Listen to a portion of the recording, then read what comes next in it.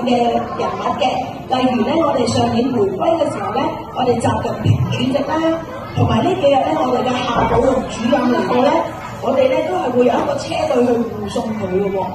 咁咧，例如乜嘢咧？